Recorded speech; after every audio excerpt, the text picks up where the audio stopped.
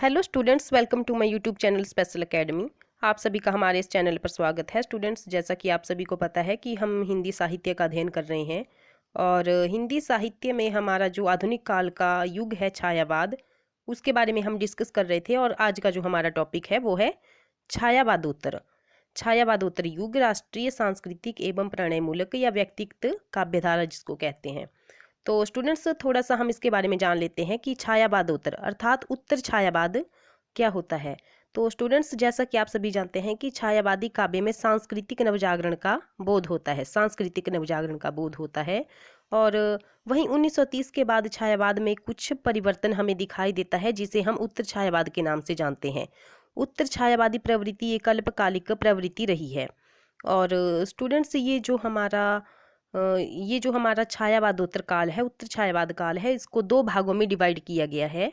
जैसे सबसे पहला है हमारा व्यक्तिगत प्रणयमूलक काव्यधारा। आप इसको नोट करते रहिएगा, व्यक्तिगत प्रणयमूलक, व्यक्तिगत प्रणयमूलक काव्यधारा। और दूसरी है राष्ट्रीय सांस्कृतिक स्वच्छंदतावादी काव्यधारा। तो स्टूडेंट्स, ये जो हमारा पहला है व्यक्तिगत प्रणयमूलक काव्यधारा, इसमें हमारे कवि आते हैं जैसे हरिवंश राय बच्चन, रामेश्वर शुक्ल अंचल, नरेंद्र शर्मा और भगवती चरण वर्मा। स्टूडेंट्स, आप नोट करते रहिएगा, बहुत ही इंपॉर्टेंट क्वेश्चन है ये। पेपर में भी पूछे जाते हैं कि व्यक्तिगत प्रणयमूलक काव्यधारा के कवि कौन कौन से हैं। तो फिर से बता देती हूँ आपको। हरिवंश राय बच्चन, रामेश्वर शुक्ल अंचल, नरेंद्र शर्मा और भगवती चरण वर्मा। और दूसरा आया है हमारे पास किस भाग में विभाजित किया था, तो दूसरी है हमारी राष्ट्रीय सांस्कृतिक स्वच्छंदतावादी काव्यधारा, राष्ट्रीय सांस्कृतिक स्वच्छंदतावादी काव्यधारा। तो इसके कवि हैं हमारे पास जैसे सुभद्रा कुमारी चौहान, रामधारी सिंह दिनकर, सोहनलाल द्विवेदी। और आगे है सियाराम शरण गुप्त, बालकृष्ण शर्मा नवीन, माखनलाल चतुर्वेदी, केदारनाथ मिश्र, प्रभात, मोहनलाल महतो। और लास्ट है हमारे पास श्याम नारायण पांडेय। तो स्टूडेंट्स, ये था थोड़ा सा हमारा उत्तर छायावाद के बारे में आपको बताने के लिए। तो अगर आपको अच्छा लगा है तो वीडियो को शेयर करें। और स्टूडेंट्स, अब हम स्टार्ट करते हैं हमारा आज का पहला प्रश्न। तो स्टूडेंट्स, स्टार्ट करते हैं। पहला प्रश्न हमारा, एक भारतीय आत्मा किस कवि का उपनाम है? एक भारतीय आत्मा किस कवि का उपनाम है? तो हमारे पास ऑप्शन नंबर ए है माखनलाल चतुर्वेदी, बी है नागार्जुन, सी है सुमित्रा नंदन पंत और डी है इनमें से कोई नहीं। तो एक भारतीय आत्मा किस कवि का उपनाम है? तो स्टूडेंट्स, हमारा जो ऑप्शन नंबर ए है माखनलाल चतुर्वेदी वो सही हो जाएगा। एक भारतीय आत्मा किस कवि का उपनाम है? वो है माखनलाल चतुर्वेदी जी का। स्टूडेंट्स, थोड़ा सा इसके बारे में हम जान लेते हैं माखनलाल चतुर्वेदी जी के बारे में। तो इनका जो जन्म है वो 4 अप्रैल 1889 को, 4 अप्रैल 1889 को कहाँ हुआ था? तो मध्य प्रदेश के होशंगाबाद जिले में बम्बई नामक स्थान पर हुआ था। और इनके जो पिता का नाम है वो है नंदलाल चतुर्वेदी और माता का नाम सुंदरीबाई था। और स्टूडेंट्स, इनकी जो मृत्यु है वो हुई है 30 जनवरी 1968 को, 1968 को इनकी मृत्यु हुई है। और स्टूडेंट्स, प्रभा और कर्मवीर के ये संपादक के रूप में संपादक रहे हैं, प्रभा और कर्मवीर के संपादक। और स्टूडेंट्स, इनकी जो कृतियां हैं हमारे पास, काव्य कृतियां, वो हैं हिमकरीटनी, हिमतरंगिणी, युगचरण, समर्पण, मरण ज्वार, माता वेणुलो गूंजे धरा, विजुरी काजल आंज रही। तो इनकी जो इम्पोर्टेंट जैसी रचनाएं हैं वो हैं जैसे हिमकरीटनी, हिमतरंगिणी, माता, ये पेपर में भी बहुत बार पूछी गई हैं। और गद्य कृतियां हैं इनकी जैसे नागार्जुन युद्ध, साहित्य के देवता, समय के पांव, अमीर इरादे गरीब इरादे। और स्टूडेंट्स, ये जो हिमकरीटनी है इस पर इनको देव पुरस्कार भी मिला है, देव पुरस्कार। तो 1943 में हिमकरीटनी के ऊपर देव पुरस्कार मिला है और हिमतरंगिणी के ऊपर इनको साहित्य अकादमी पुरस्कार मिला है। और स्टूडेंट्स, इनकी मैंने आपको एक और रचना बताई, माता, माता के ऊपर इनको पद्म भूषण से सम्मानित किया गया है। तो स्टूडेंट्स, बढ़ते हैं हमारे नेक्स्ट क्वेश्चन की ओर। हमारा नेक्स्ट क्वेश्चन है, बालकृष्ण शर्मा नवीन का सर्वप्रथम प्रकाशित काव्य संग्रह क्या है? तो हमारे पास ऑप्शन नंबर ए है क्वासी, बी है कुमकुम, सी है रश्मि रेखा और डी है उर्मिला। तो बालकृष्ण शर्मा नवीन का सर्वप्रथम प्रकाशित काव्य ग्रंथ कौन सा है? तो हमारे पास ऑप्शन नंबर ए है क्वासी, कुमकुम, रश्मि रेखा और उर्मिला। तो इनमें से कौन सा है? इनमें से है हमारा ऑप्शन नंबर बी, कुमकुम। तो स्टूडेंट्स, इनके कुछ महत्वपूर्ण काव्य ग्रंथ हैं, जैसे कुमकुम, रश्मि रेखा, अपलक, अपलक, क्वासी, उर्मिला, बीनो वात्सवन, प्राणार्पण और हम बिस्पाई जन्म के। और स्टूडेंट्स, इनका जो जन्म हुआ है वो हुआ है 8 दिसंबर 1897 को। 1897 को इनका जन्म हुआ है मध्य प्रदेश में भियानाग्राम में। और इनकी मृत्यु जो हुई है तो 29 अप्रैल 1960 को। इनके पिता का नाम जमुना लाल शर्मा था और ये वैष्णव धर्म के वल्लभ मत के अनुयायी थे। और स्टूडेंट्स, इतनी जानकारी काफ़ी है आपके लिए। बढ़ते हैं नेक्स्ट क्वेश्चन की ओर। पुष्प की अभिलाषा प्रसिद्ध कविता किसने लिखी है? पुष्प की अभिलाषा प्रसिद्ध कविता किसने लिखी है? तो हमारे पास ऑप्शन नंबर ए है माखनलाल चतुर्वेदी, बी है बालकृष्ण शर्मा नवीन, सी है सुभद्रा कुमारी चौहान और डी है मैथिली शरण गुप्त। तो पुष्प की अभिलाषा किसने लिखी है? तो वो लिखी है हमारे पास यहाँ पर ऑप्शन नंबर जो ए है वो सही हो जाएगा, माखनलाल चतुर्वेदी जी ने। बढ़ते हैं नेक्स्ट क्वेश्चन की ओर। हमारा नेक्स्ट क्वेश्चन है मौर्य विजय किसकी रचना है? तो हमारे पास ऑप्शन नंबर ए है यहाँ पर मुकुटधर पांड्य, बी है सियाराम शरण गुप्त, सी है सोहनलाल द्विवेदी और डी है राम नरेश त्रिपाठी जी। तो हमारा जो यहाँ पर ऑप्शन नंबर बी है वो सही हो जाएगा, सियाराम शरण गुप्त जी। जो मौर्य विजय रचना है वो सियाराम शरण गुप्त जी की रचना है। और स्टूडेंट्स, इनका जो जन्म है वो 4 सितंबर 1895 को हुआ था। 1895 को इनका जन्म हुआ था। किसका? सियाराम शरण गुप्त जी का। और कहाँ हुआ था? तो चिरगांव, झांसी में इनका जन्म हुआ था। और घर के वैष्णव संस्कारों और गांधीवाद से गुप्त जी का व्यक्तित्व विकसित हुआ था। और इनकी जो और रचनाएं हैं वो हैं जैसे मौर्य विजय। तो स्टूडेंट्स, ये जो मौर्य विजय है ये कब प्रकाशित हुई थी? तो ये हुई थी 1914, इसका रचना काल है। फिर अनाथ है, दुर्वादल है, विषाद है, आद्रा, आत्मोत्सर्ग, मृण्मयी, बापू, उन्मुक्त, दैनिकी, नकुल, नो आखली, गीता संवाद, ये सब जो हैं तो ये गुप्त जी की रचनाएं हैं, सियाराम शरण गुप्त जी की रचनाएं हैं। और मौर्य विजय इनका क्या है? एक खंड काव्य है मौर्य विजय, जो 1914 में रचित है। और स्टूडेंट्स, इनका एक कहानी संग्रह है मानुसी। मानुसी इनका कहानी संग्रह है और ये बहुत ही ज़्यादा इम्पोर्टेंट है। क्या नाम बताया मैंने? मानुसी इनका कहानी संग्रह है। बढ़ते हैं स्टूडेंट्स नेक्स्ट क्वेश्चन की ओर। हमारा नेक्स्ट क्वेश्चन है स्टूडेंट्स, अगर आपको हमारी ये वीडियो अच्छी लग रही है तो वीडियो को लाइक और शेयर जरूर करें। तो हमारा नेक्स्ट क्वेश्चन है दिनकर की किस कृति को आधुनिक युग की गीता कहा गया है? दिनकर की कौन सी कृति है जिसको आधुनिक युग की गीता कहा गया है? तो हमारे पास ऑप्शन नंबर ए है हुंकार, बी है उर्वशी, सी है कुरुक्षेत्र और डी है रश्मिरथी। तो हमारा जो ऑप्शन नंबर यहाँ पर सी है वो सही हो जाएगा, कुरुक्षेत्र।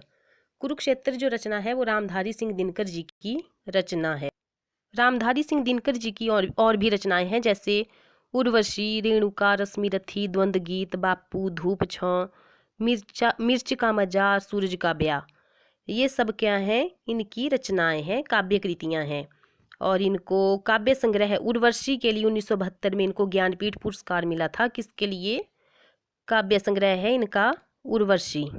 उर्वशी उर्वशी के लिए इनको ज्ञानपीठ पुरस्कार मिला था। ज्ञानपीठ पुरस्कार मिला था। और इसी सहित उनके प्रतिष्ठित सम्मान और पुरस्कार सम्मानित है।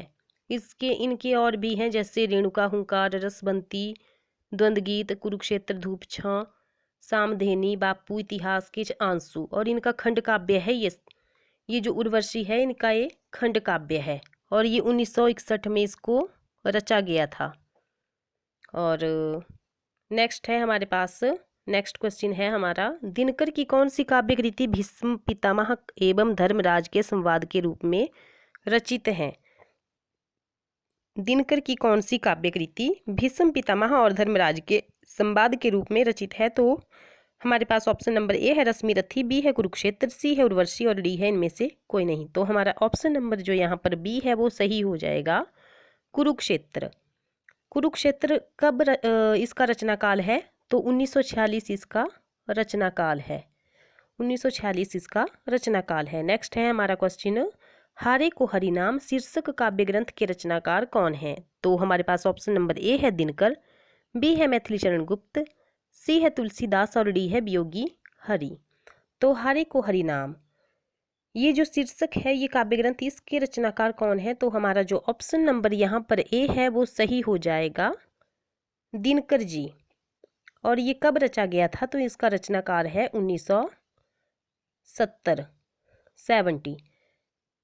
तो हमारा नेक्स्ट क्वेश्चन है, उर्मिला किसका प्रबंध काव्य है?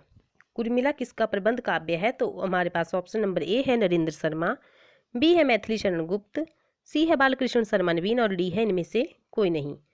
तो उर्मिला जो हमारा काव्य संग्रह है, प्रबंध काव्य है, ये है बालकृष्ण शर्मा नवीन जी का। बालकृष्ण शर्मा नवीन जी का ये प्रबंध काव्य है।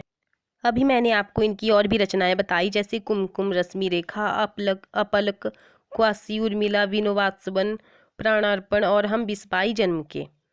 तो स्टूडेंट्स बढ़ते हैं नेक्स्ट क्वेश्चन की ओर। हमारा नेक्स्ट क्वेश्चन है, छायावादी काव्य धारा के समानांतर चलने वाली काव्य धारा कौन सी है? तो हमारे पास ऑप्शन नंबर ए है यहाँ पर प्रयोगवादी, बी है अकवितावादी, सी है मांसल कविता और डी है राष्ट्रीय सांस्कृतिक धारा।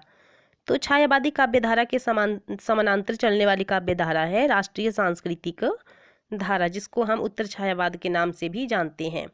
नेक्स्ट है हमारे पास, निशा निमंत्रण के रचनाकार कौन है? तो हमारे पास ऑप्शन नंबर ए है सुमित्रानंदन पंत, बी है हरिवंश राय बच्चन, सी है बालकृष्ण शर्मा और डी है धर्मवीर भारती जी। तो निशा निमंत्रण के जो रचनाकार हैं वो है हरिवंश राय बच्चन जी। तो स्टूडेंट्स, हरिवंश राय बच्चन जी के जो सुपुत्र हैं वो जो फिल्म उद्योग है, फिल्म जगत के प्रसिद्ध अभिनेता, हमारे क्या नाम है उनका, सभी जानते हैं, अमिताभ बच्चन जी उनके सुपुत्र हैं। और ये जो हरिवंश राय बच्चन जी हैं ये हिंदी भाषा के एक कवि और लेखक थे। और बच्चन हिंदी कविता के उत्तर छायावाद काल के प्रमुख कवियों में से एक हैं। और इनकी सबसे प्रसिद्ध कृति कौन सी है? तो वो है मधुशाला। और मधुशाला का रचनाकाल है हमारे पास 1935।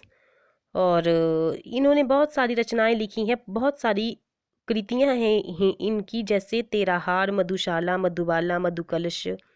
और इनकी आत्मकथाएं हैं जैसे क्या भूलूं क्या याद करूं, बहुत ही महत्वपूर्ण है।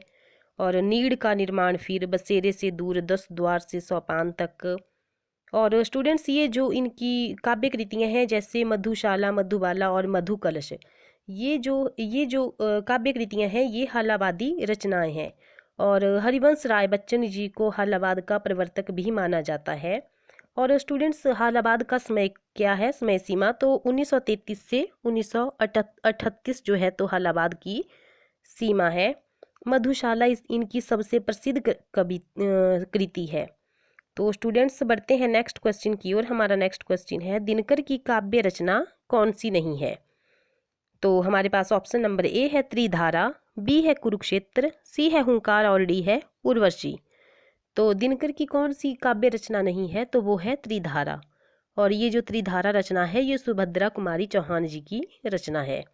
नेक्स्ट है हमारे पास, अधैर्य का कवि किसे कहा गया है? तो हमारे पास ऑप्शन नंबर ए है सुभद्रा कुमारी चौहान, बी है त्रिलोचन, सी है दिनकर और डी है गिरिजा कुमार माथुर जी।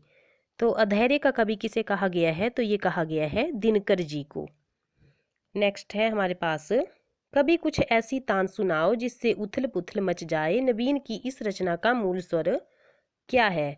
तो हमारे पास ऑप्शन नंबर ए है मानवतावादी, बी है क्रांति और ध्वंसात्मक, सी है प्रेमपूर्ण और डी है इनमें से कोई नहीं।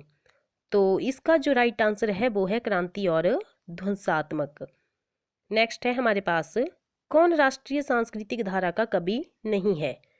तो हमारे पास ऑप्शन नंबर ए है हरिवंश राय बच्चन, बी है बालकृष्ण शर्मा नवीर, सी है सुभद्रा कुमारी चौहान और डी है माखनलाल चतुर्वेदी जी।